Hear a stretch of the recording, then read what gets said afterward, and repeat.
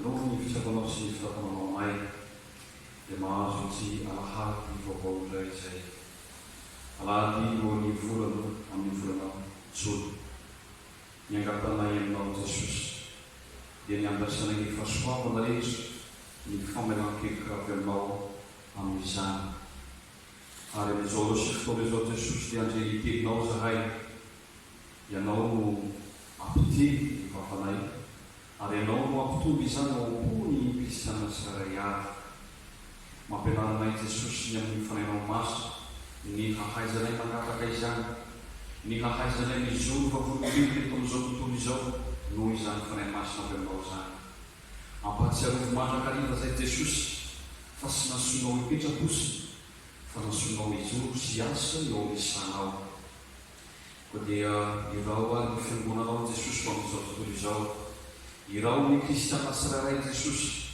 izoro zany vavolombelo izany eto amin'izao tontolo izao amin'ny anaranao Jesosy no angatanay sy anevina izany vavaka izany amen.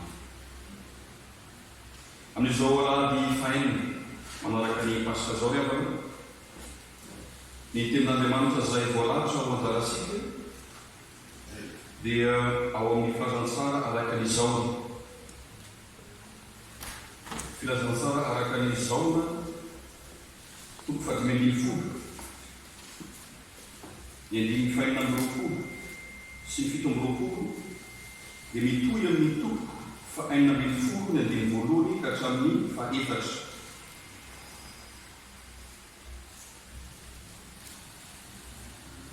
filazantsara araka ny zaona toko fa dimy amby folo ny andimy fahaenina amby roapolo ka hatramin'ny fito amby roapolo dia mitohy amin'ny toko fa enina amby folo ny andimy voalohany ka hatramin'ny andimy fahaefatra rehefa miara-mahita dia mbola resaka resika ny Andriamanitra aman'izany izany amin'ny anarany Jesosy fa raha tonga ny mpananatra izay ray ho aminareo avy amin'ny ray dia ny fanahy famarinana izay mivoaka avy amin'ny ray dia izy no vavolombelona anambaray ary ianareo koa dia vavolombelona anambaray satria ianareo fa teto amiko hatramin'ny voalohany izany teny izany dia efa nolazaiko taminareo mba hahatsara fotoana anareo androkanareo ihany amin'ny sinagogy izy ho avy ny andro ka ataon'izy rehetra mamono anareo fa manatitra fanompivavanan'Andriamanitra izy fa izay no ataony satria tsy fantany ny ray na izaho fa izany teny izany efa nolazaiko taminareo mba hotsaroanareo raha tonga ny fotoan'andro fa zao efa nilaza izany taminareo ary tsy mba nolazaiko taminareo hatramin'ny voalohany izany satria mbola taty aminareo ihany iray masino manamasinanay ny fahamarinana fa niteninao ny fahamarinana amen.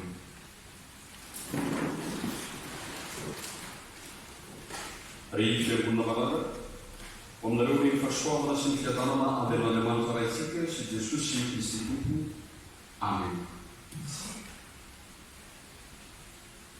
Mandroso na manantona mandrakariva ny endripito ny andro pentekosta sika iavana ary ny tenin'Andriamanitra zay anjarasika dia milaza tsara ny amin'ny fanahy masina sy ny anjara asana mampianatra asika mandrakariva Jesosy ary mampafantatra asika ny amin'ny fanahy masina sy ny hifandraisany amin'ny toe-zavatra iainasika ary Jesosy dia mametraka antsika ho mpanday anjara amin'ny toe-zava-misy amin'izao tontolo izao fa tsy ho mpitazana fosiny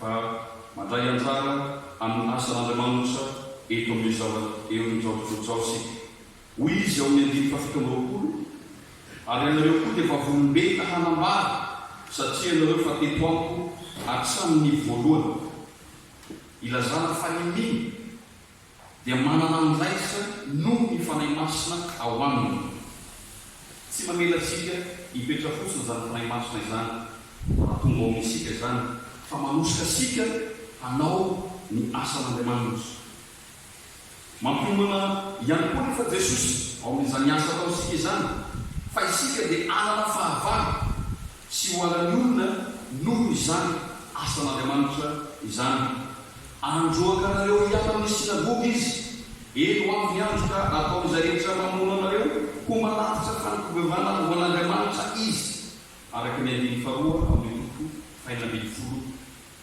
tsy maintsy ho anareo isika noho izany asan'Andriamanitra izany.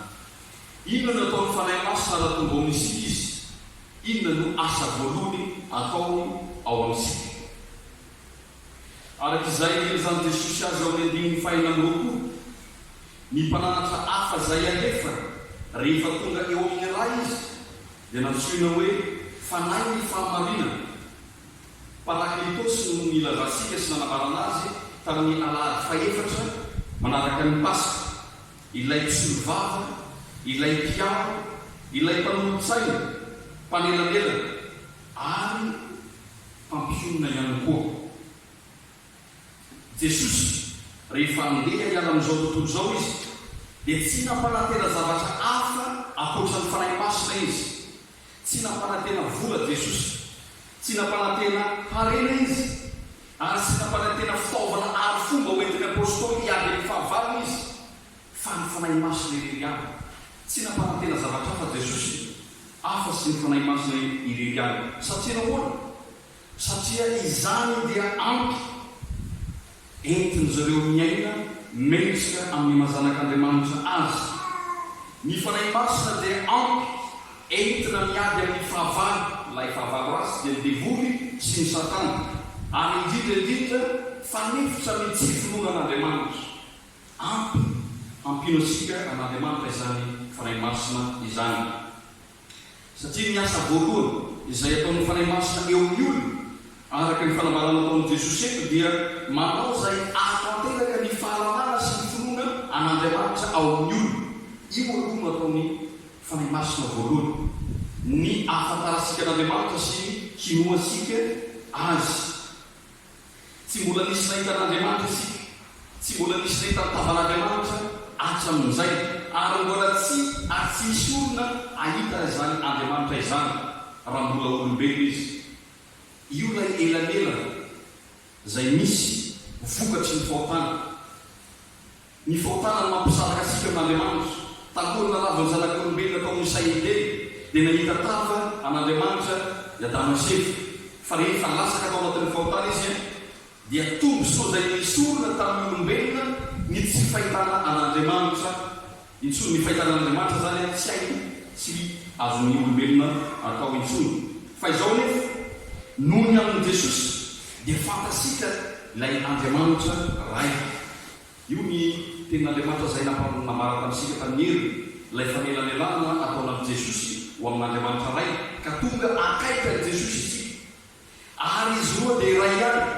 Ireto ny fanambarana ataon'i Jesosy milaza izany araka ny eo amin'izao toko faharoa ambin'ny folo dia andimy fadimy ambin'ny fapolo hoe izay mahita ahy Jesosy dia mahita izay namirakahy.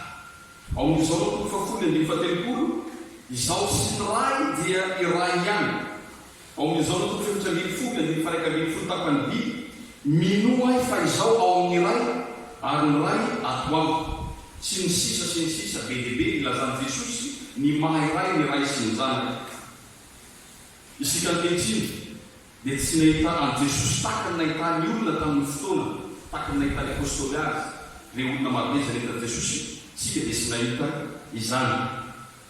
Nefa hoy Jesosy ao amin'ny fahazatsara araka n'izao na toko faharoapolo andimy fahasivy amby roapolo hoe sambatra kosa izay tsy mahita nefa mino. Zao tsy tonga amin'izany finoana izany velively isika raha tsy ny fanahy masina no miasa. Ny fanahy masina no manamarina amintsika ny fanambarana rehetra izay nataon'i Jesosy ny Andriamanitra azy sy ny mailaka avy amin'Andriamanitra azy, ary tonga manana hetsika ao amintsika, ao am-posika ilay Andriamanitra ka manana hery eo amin'ny fiainasika noho izany fiasan'ny fanahy masina izany. Ka io no antony namain'i Jesosy rehefa tonga any amin'ray aho dia defa ny mpananatra hafa ao aminareo, ary izy mampafantatray ny mahakasikay sy ny momba ny ray eo aminareo. Zany no ezaka zany Jesosy mba hatanteraka ny finoany apôstôly sy hatanteraka ny finoatsika an'Andriamanitra sy an' Jesosy ihany koa. Ny fanahy masina izay ny ray dia mijoro vavolombelona amintsika fa tsy mamitaka asika Jesosy, ary mitazona ny teny zay nomeny izy zay rehetra teny lazay Jesosy mialohan'ny andehana dia nitanterah'i Jesosy zany. Ary asika koa dia mahazo matoky fa izay rehetra teny nomeny an' Jesosy asika nitoky izay nomeny dia omeny izany. Fa nampianarina isika tamin'ny alabery nefa hoe mahaisa mangataka ary ataovy amin'ny anaran'i Jesosy zany. Fa raha mangataka amin'ny anarany isika dia omeny ray izay any an-danitra izany. Manome toky asika mandrakariva Jesosy. Zany fanahy masina izany no mahatonga asika ino an' Jesosy sy ino an'Andriamanitra. Ilay tena fahamalinana tokoa zay tsy azo izao tontolo izao tsy hita na fatana fa isika no navelana halala izany noho ny fiasan'ny fanahy masina. Tombontsoa lehibe ho asika izany iavana. Tsy izany ihany nefa ny asan'ny fanahy masina.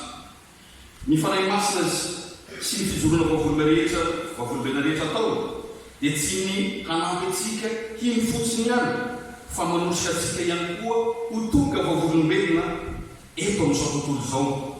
Atonga asika ho manana ndraiky. Io ilay lazay tany amin'ny voalohany hoe mametraka asika ho mpandray anjara eto amin'izao tontolo izao Jesosy. Hoy izy ao amin'ny 5:7 hoe fa natonga ny mpananatra izay ray ho amin'ny ray aminareo avy amin'ny ray dia ny fanahy famarinana izay mivoaka avy amin'ny ray dia izy no vavolombelona anambaray. Dia toy izany Jesosy hoe ary anareo koa dia vavolombelona hanambara satria anareo efa teto amiko hatramin'izay. Inona ny fijoroana vavolombelona ataosika? Inona no asa ataosika hanatanterana izany fijoroana vavolombelona izany? Ny fijoroana vavolombelona ho an'i Jesosy dia ny fiainana indrindra fiainana ny fitiavana. Miaina zay makataka an' Jesosy zany. Jesosy no modely ary zay rehetra ataon'i Jesosy no ataosika. Ary anao sa lehibe noho izany azy asika ho izy. Io no fijoroana vavolombelona zay ataosika. Miaina ny fiainany indrindra miainana ny fitiavana. Ny fijoroana vavolombelona ho an'i Jesosy dia fiainana tsy miovaova na hoe fiainana constant ao anatin'ny fiadanam-po sy ny fifaliana. Tsy miova io fiadanam-po sy ny fifaliana io satria ny fanahy masina dia mampianatra antsika hatoky ny fiasana sy ny fitiavan'Andriamanitra amin'ny zava-mitranga eo amin'ny fiainantsika na amin'ny sarotra zany na amin'ny mora. Betsaka ny olona mety manana olana izy noho ny tsy fananana Jesosy ho Andriamanitra eo amin'ny fiainana dia tafalasika ao anatin'ny fahakiviana sy ny fampizapo ary mety hamonona tena izany. Fa isika kosa noho ny fananana an'Andriamanitra noho ny fananana Jesosy dia matoky fa na dia ao anatin'ny fahasalotana aza mbola omeny Jesosy vahaolana mbola iaina ao anatin'ny hafaliana indray. Tsy mitovy amin'ny fisainana zao tontolo izao amin'ny vitana ny lahatra ny anjara fa i Jesosy dia afaka manova ny fiainasika raha mangataka amin'isika. Ninonina zavatra misy amintsika dia stable na constant io fiadanam-po sy fifaliana io noho ny amin'ny fanahy masina. Manakana amin'ny mpianatra ny fitoisan'ny fijoroana vavolombelona ny amin'izany famalinana izany Jesosy eto. Tonga iraka takana ranoray azy izy ireo mba hatonga ny olona andray ny famalinana izany ihany koa. Ary ny fanahy masina dia manome resaka amintsika momba izany famalinana, ny fitiavana izany, ny fiadanam-po zay mitohy mandraka ankehitriny mba hahafan'ireo teny Jesosy ireo avoakasika sy anakely amin'ny fotoana rehetra sy amin'ny toerana rehetra. Mbola manao izany isika, manana anjara amin'izany isika, tsy ho spectateur fotsiny isika fa manohy manambara ny fahamarinana ny fitiavan'i Jesosy ijoro vavolombelona mandrakariva ny amin'ny fahasaran'Andriamanitra. Manohy izany fanambarana izany ihany koa ny fiangonana. Mampiasa ny fiangonana Jesosy anohizany fanambarana. Ny fiangonana mijoro vavolombelona momba ny fahamarinana. Efa roa arivo taona lasa nanaova ny fiangonana izany ary mbola mitohy mandraka ankehitriny. Izany hoe manana fitaovana roa Jesosy amin'ny fanaovana ny asany sy fijoroana vavolombelona. Dia isika zao sy anao izany manohy ny fanambarana ny amin'ny marina ny fitiavana avy amin'ny Jesosy sy ny fiangonana manohy ny fanambarana izany ihany koa. ny fijoroana vavolombelona amin'ny famarinana nefa zao anefa io no nanenjely nitoram-bato sy namonona ireto apôstôly reto. Betsaka ny olona sy te iaino ny resaka momba izany hoe famarinana izany, tsy manaiky izy noho ny fadisoany satria te hifikitra amin'ny fahazara-lasiny izy, tsy te hiara amin'izany izy. Ohatra amin'izany Paoly apôstôly taloha ny antsoina azy. Paoly apôstôly dia sy nanaiky ny fanaparana ny amin'ny maha-Andriamanitra an' Jesosy, sy nanaiky aisy izy ary nanesaka namono ny kristiana misy. Tsy visy ihany koa ny olona ny fiarahamonina sy eo amin'ny tontolo misy antsika izay tsy manaiky ny zavatra olazaisika, tsy manaiky ny mana izay ambara aminy. Aleo no misy kely ilay mitondra ny hafatra marina toy izay miaino azy na miova fo ka mandray izany famarinana izany. Tsy mandray izy. Ny olona manentsy tena dia manaiky fadisoana ary mandray anatra sy mety ahisy noho ny fiasan'ny fanahy masina ao aminy. Fa ny mpizaozao sy mipreherea kosa dia voakatra ao anatin'ny faratsiana ary mamorona sain-jasy mandrakariva sy tepi-jasy hampanginana ny olona milazany maro satria te hiaina mandrakariva amin'izay heveriny famarina izy. Ka teraka vokatrin'izany ny fanenjely manaiky atao devoly fitaovana. Arak'izany dia manana fahavalo sika amin'izany asa fijoroana vavolombelona atao sika izany. Manana fahavalo sika satria betsaka ny olona, betsaka ny fikambanana izay tsy fantasika na fikambanana miafina na ankariana, betsaka ihany koa ny antompo-pivavana mainoka tombony ao anatin'io tsy famarinana io sy ny fahadisom-pampianarana io, ka tsy manaiky izy tsotro zao satria manelingelina ny tombontsony sika, manelingelina ny tombontsony sika. Nefa zao aoka tsy ho sakana amin'ny fanarana dian'i Jesosy sy ny fijoroana vavolombelona atao sika izany. Aoka tsy ho sakana izany fa efa nampahafantaran'i Jesosy fa tsy maintsy izy izany. Fa izao ao anatoky sika avelan'i Jesosy ho mpandresy.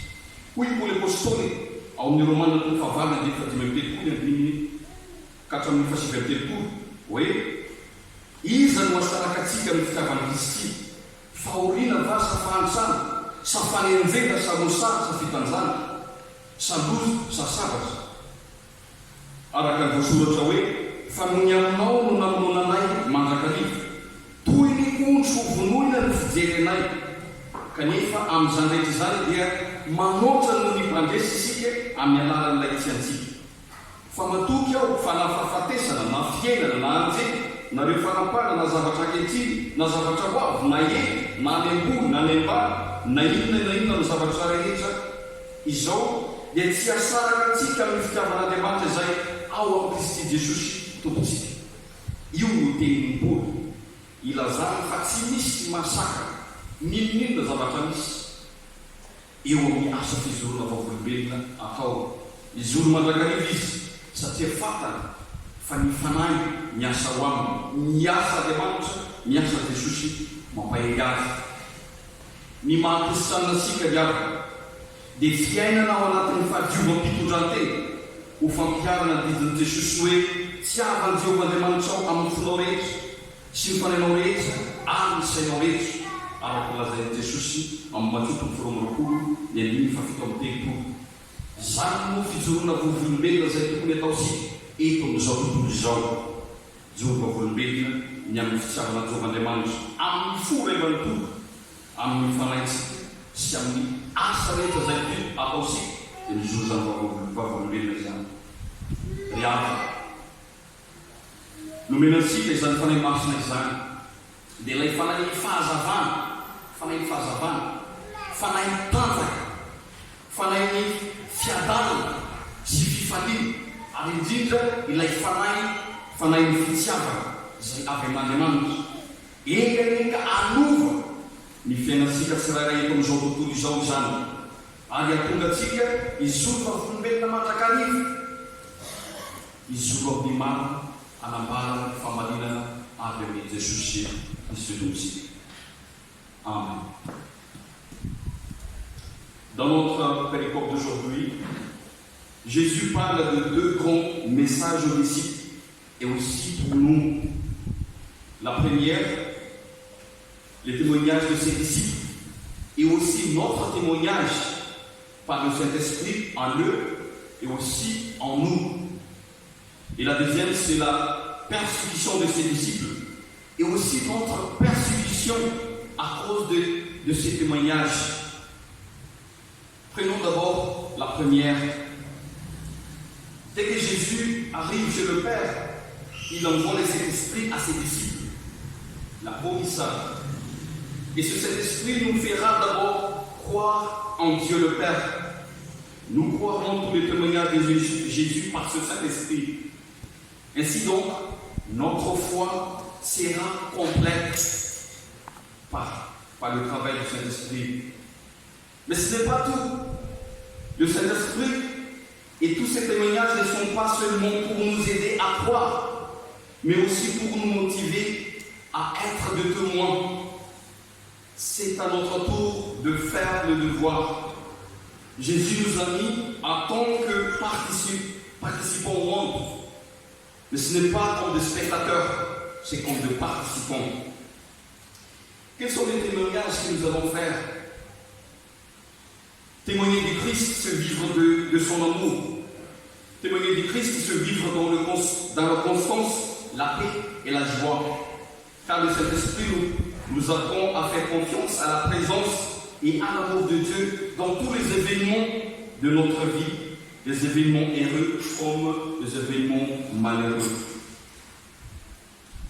Notre témoignage consiste également à dire la vérité, à faire ce qui est juste. Nous sommes devenus de messagers comme le Père à l'envoyer Jésus, afin que les gens puissent recevoir la vérité à travers nous par le Saint-Esprit. Et le Saint-Esprit continue de nous parler de cette vérité et de cet amour et de cette paix juste aujourd'hui, afin que les paroles de Jésus soient pertinentes et valables à travers le temps et les lieux. La deuxième, cependant, nous aurons des ennemis pour témoigner la vérité. En faisant cela, tous les apôtres ont été tués. Est-ce que vous savez pourquoi? Parce que beaucoup de gens ne veulent pas apprendre.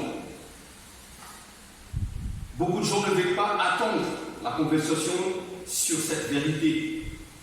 Ils n'acceptent pas qu'ils ont tort, parce qu'ils veulent s'en tenir à leurs mauvaises habitudes. Ils préfèrent critiquer le messager plutôt que l'écouter et de se convertir à cette vérité. Voilà les problèmes. Les gens modestes acceptent leurs erreurs et acceptent d'être corrigés à cause de cet esprit en eux.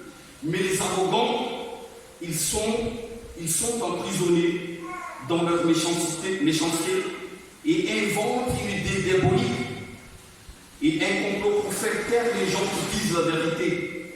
Alors, la persécution est née. En conséquence, nous avons des ennemis et des adversaires dans le travail de témoins, car de nombreuses personnes, associations ou organisations religieuses prétendent tirer profit de cette injustice et de ces mauvais dons, de sorte qu'ils ne sont pas simplement d'accord. Mais que cela ne soit pas une barrière pour suivre Jésus et témoigner la vérité.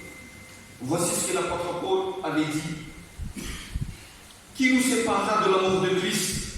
Sera-ce la tribulation, ou l'angoisse, ou la persécution, ou la faim, ou la nudité, ou le péril, ou l'épée? Mais dans toutes ces choses, nous sommes plus que vainqueurs par celui qui nous a aimés. Car j'ai l'assurance que ni la mort, ni la vie, ni les anges, ni la domination, ni les choses présentes, ni les choses à venir, ni les puissances, ni la hauteur, ni la profondeur, ni aucune autre créature ne pourra nous séparer de l'amour de Dieu manifesté en Jésus notre Seigneur. Voilà ce que l'apôtre Paul avait dit. Il est fort parce qu'il a les Seigneurs, il a les Jésus. Quoi qu'il en soit, même s'il y a beaucoup de problèmes, des adversaires, fais ce témoignage. Dis la vérité à propos de Jésus, à propos de notre Seigneur. chers bien-aimés en Christ. Ce Saint-Esprit nous a été donné. C'est l'esprit de lumière, c'est l'esprit de force, l'esprit de paix, de joie et l'esprit d'amour qui puisse changer notre vie quotidienne dans le monde et nous pousse à témoigner toujours à cette vérité. Amen. Vous n'êtes pas on a demandé travail si ça n'a qu'à faire un match. Vous avez fait un temps pour le livre de Kawazi, Malaksai. Il s'engage à réussir Om na reo rehetra ny fahasoavan'i Jesosy Kristy tompoko sy ny fitiavana Andriamanitra ray ary ny firaisana amin'ny fanahy masina. Amen.